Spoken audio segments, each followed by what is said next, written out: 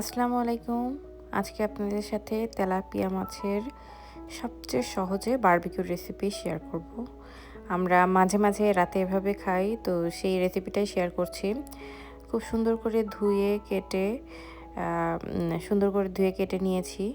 দেখতেই পাচ্ছেন মাছ সামনের দিকে কিন্তু ফেরে, ফেরে নিয়েছি এইভাবে। আপনারা এভাবে কেটে নেবেন। আর ভেতরেও কিন্তু খুব সুন্দর করে ক্লিন করে নিয়েছি। তো এখন এর মধ্যে প্রথমেই দিয়ে দিব হলুদ গুঁড়া,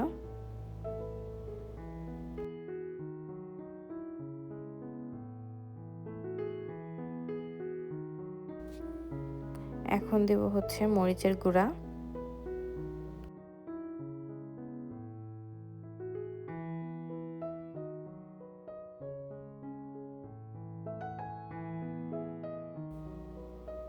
এখন দেব ধনিয়ার গুঁড়া,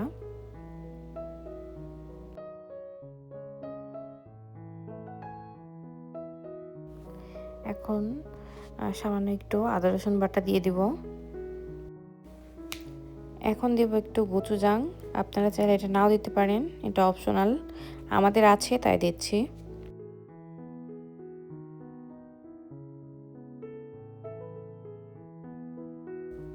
এখন দেব হচ্ছে ফিশ সস,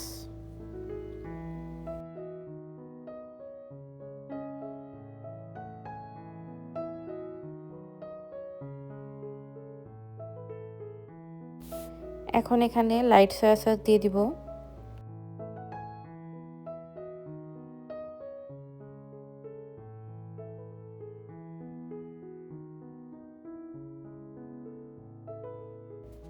এখন দিব বারবিকিউ সস। এই বারবিকিউ সসটাই কিন্তু মেইন, এই মানে তেলাপিয়া যে বারবিকিউ করার এটাই মেইন। আপনারা যদি চান ফিশ সস বাদ বা গোচুজাং এগুলো সব বাদ দিয়ে অনলি বারবিকিউ সস, নর্মাল মশলা আর টমেটো কেচাপ দিয়ে এটা বানিয়ে ফেলতে পারেন। এখন দিচ্ছি হচ্ছে টমেটো কেচাপ।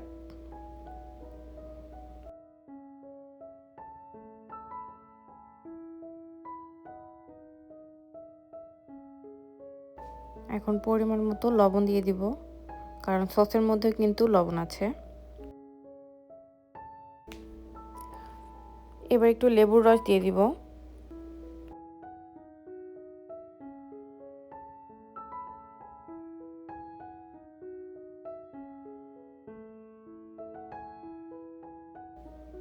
খুব ভালোভাবে মাখাবো এপিট ওপিট, ইভেন যে ফাড়া ফাড়া করে নিয়েছি মাছের গায়ে পুরোটা খুব ভালোভাবে মাখিয়ে এটা মেরিনেট করতে হবে না। আমরা মেরিনেট না করেই সরাসরি এয়ার ফ্রায়ারে দিয়ে দেবো। দেখতেই পাচ্ছেন খুব সুন্দরভাবে মাখিয়ে নিয়েছি।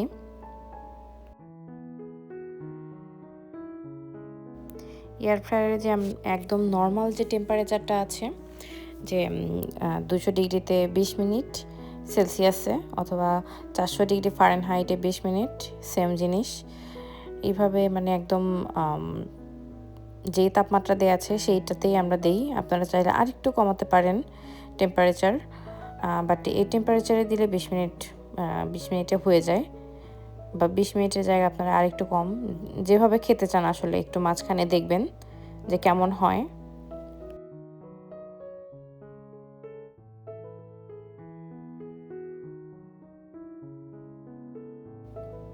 আর এইখানে যে সসটা দেখতে পাচ্ছেন নিচে, এটা কিন্তু আমরা মাঝে উল্টিয়ে ব্রাশ করে দিব।